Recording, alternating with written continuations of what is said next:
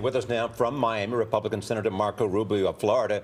He says he will introduce a bill to postpone the individual insurance mandate until healthcare.gov is fixed. Senator, good morning. Good morning. The individual mandate was debated during the time of passing. The legislation was considered by Congress during the campaign. It was debated. What do you think you can accomplish now? Well, I think there's those two separate issues that we need to confront. The first is whether Obamacare should even exist or function, and obviously I believe it should be repealed and replaced. But that's a separate issue from the one that I'm raising now with regards to this law that I intend to introduce. And what I'm arguing is this. The law says very clearly, if at some point next year you do not have health insurance, you haven't bought it, the IRS, you're going to owe them money, a penalty. You talked about it in the package that introduced this segment. And the reality of it is it's unfair to punish people for not purchasing a product that they can't purchase right now because the technology that's in place, the website that they're supposed to buy it on, by the president's own admission, is not working. So all I'm calling for is a delay on that requirement until the General Accounting Office of the United States certifies that the website is up and working and functioning and has been functioning for 6 consecutive months. I think that's a prudent approach. You think it has a chance of passing? Well, we hope so. I mean, look, I think every week that goes by, it becomes apparent that the problems inherent in the way this website operates are very significant. And I think it's going to be very difficult to reverse this in a number of weeks as we get closer and closer to that deadline. You have Consumer Reports coming out yesterday advising people to stay off of the website. So I think as weeks go on, there's going to be a look for a solution to this problem because it's not fair to punish people for not buying something that's not available. Senator, good to see you. I want to ask you about what Governor Jeb Bush said. He said that Republicans should show a little restraint on this, maybe let the health care law play itself out and see the massive dysfunction. Do you disagree with Jeb Bush?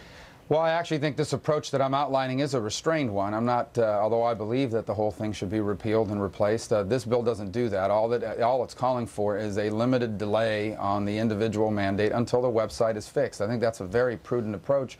Quite frankly, I think it's where we're going to have to wind up anyway. You saw yesterday the White House didn't rule out a delay.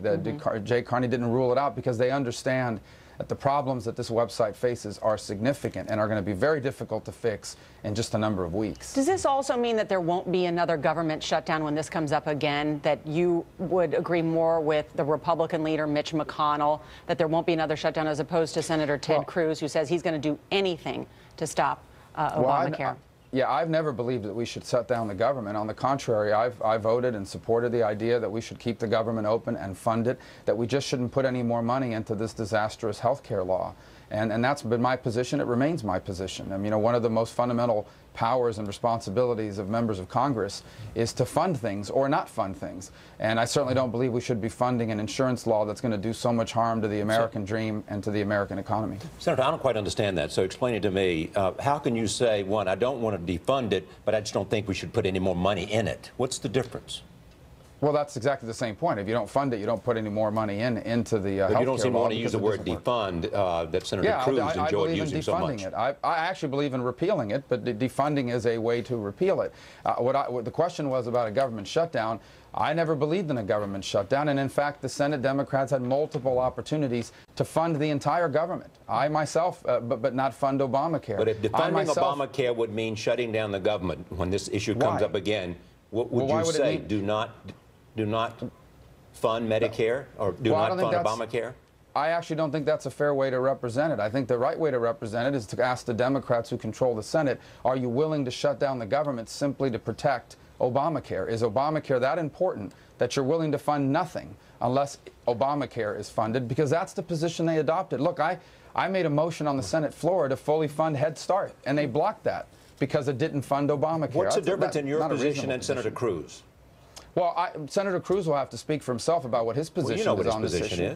Well, his position was, at least as far as the last incidents were concerned, his position was that we shouldn't fund Obamacare. I agree with that position, that I will not vote for a budget that spends a penny more on this disastrous health care law. So you and Senator Cruz are in the same place.